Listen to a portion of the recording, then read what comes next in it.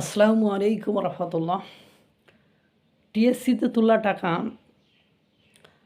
নিয়ে গত বছর ত্রাণের তোলা টাকা নিয়ে সারজিস আলমকে ফেনী সাংবাদিক প্রশ্ন করলে যে যুক্তি দেখাইছে, সে যুক্তিগুলো আমার কাছে বড়ই বাটপার যুক্তি মনে হলো।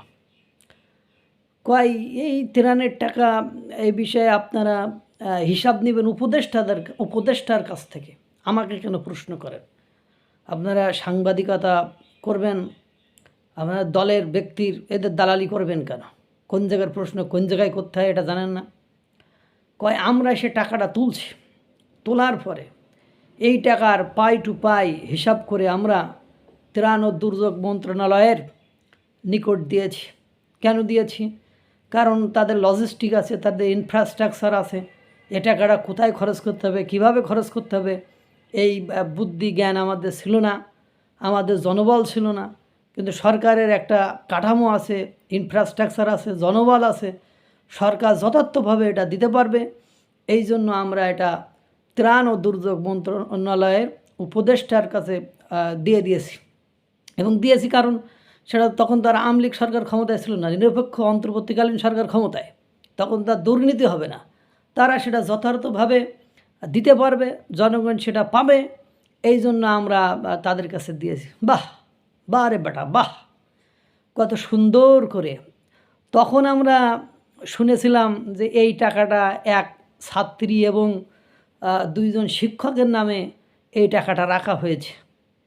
মানে তখন যখন এটা তোলপাড় হয়েছিল তখন কিন্তু এই যুক্তি দেওয়া হয়েছিল একজন ছাত্রী আর দুইজন শিক্ষকের নামে ব্যাংক অ্যাকাউন্ট করে সেই টাকাটা গচ্ছিত রাখা হয়েছে বা জমা রাখা হয়েছে। পরবর্তীতে এক বছর পরে যখন সাংবাদিকরা প্রশ্ন করে তখন তাকে প্রশ্ন করা যাবে না। মানে এমন কাহিনী হয়েছে যে আমাকে প্রশ্ন করলে আমি এই কথা কব, বড় ভাই পর্যন্ত তো আর পৌঁছাইতে পারবে না। মানে উপদেষ্টা পর্যন্ত তো আর সাংবাদিক যে এই প্রশ্ন করবে না যে এই টাকাটা কোন জায়গায় গেল, তখন আর এই টাকাটার প্রশ্নই ওঠে না। আর ফেনীর সাংবাদিক ঢাকায় এসে তো এই প্রশ্ন করবে না। মানে সুন্দর করে মালগুলো কিভাবে মানে হাত বেহাত করে ফেলেছে, করে এখন সুন্দর করে খাতা কলমে একটা বুঝতে দিলাম। যেমন আপনারা দেখেন, যখন কয়েক কোটি টাকা আপনার কোনো একটা ব্রিজ বানাতে নির্মাণ করতে দেওয়া হয়, সেখানে ফাঁকি ঝুঁকি মারা হয়, রড কম বেশি আবাল তাবাল করে, মানে অফিসার সে অফিসার, ত্যান অফিসার হ্যান অফিসার, এরা খায় না। খাওয়ার পরে ঠিকই তো আপনার কাগজপত্র তো সব মিল দেখায় দেয় না? সোনার চাংড়া সারজিস হাসান, সারজিস আলম, তুমি খুব সুন্দর করে হিসাবটা দিয়ে দিলা এবং বললে কোন প্রশ্ন কোন জায়গায় করতে হয় এটা আপনারা শেখেন নাই। আরে প্রশ্ন ঠিক জায়গায় করছে, মাগার তুমি উত্তর দিতে পারতেছো না, এই জন্য তুমি বড়ো ভাইরে দেখাই দিচ্ছ। কারণ বড়ো ভাই পর্যন্ত তো যাওয়া সম্ভব নয়। আর বড়ো ভাইয়ের কাছে গেলে কাগজপত্রের হিসাব দেখলে হবে? তুমি সেই সময় টাকাটা তুলছো, তুমি নগদে মানুষের অসহায় দুস্থ মানুষের দিয়ে আসবা ফেনীতে, তুমি না করে সেটা প্রথম কী করলা, এক ছাত্রী আর দুই শিক্ষক, ঢাকা বিশ্ববিদ্যালয়ের শিক্ষকের নামে অ্যাকাউন্ট করে রাখলা। এখন এই এক বছর পরে এসে যখন সাংবাদিক প্রশ্ন করতেছে, ফেনীবাসী তোমার কাছে জানতে চাচ্ছে, তখন তুমি যুক্তি দিচ্ছাও যে তাদের লোকজন আছে, জনবল আছে, অবকাঠামো আছে, তারা ঠিকঠাক করে দিতে পারবে। আর কত কলা দেখাবা সোনারা?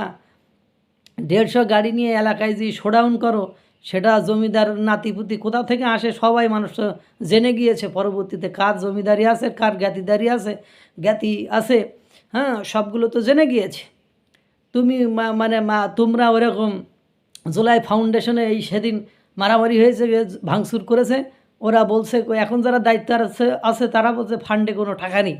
যখন জুলাই ফাউন্ডেশনে কোটি কোটি টাকা ছিল তখন তুমি বেশ বড় একটা পোস্টে ছিলা। যেই জুলাই ফাউন্ডেশনের টাকাটা শেষ হয়ে গেল, সেই তুমি মুগ্ধের ভাই স্নিগ্ধ সব সুর করি বিভিন্ন মানে কর্মকাণ্ড ব্যস্ততা দেখায় চলে আসলাম। ওরে ভাই, যখন 5ই আগস্টে গণঅভ্যুত্থান হয়েছিল তখন তোমাদের ব্যস্ততা আরও বেশি ছিল।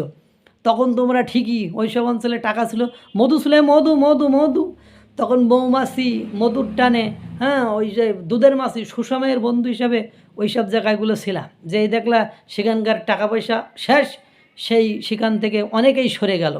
এগুলো মানুষ বোঝে, এগুলো মানে ওই ক্ষমতায় থাকলে মানুষ কথা বলতে পারে না, প্রশ্ন করতে পারে না। ওই যে যুক্তি এরম যুক্তি দিচ্ছ, ওইরকম যুক্তি দিলে কি কাজ হবে?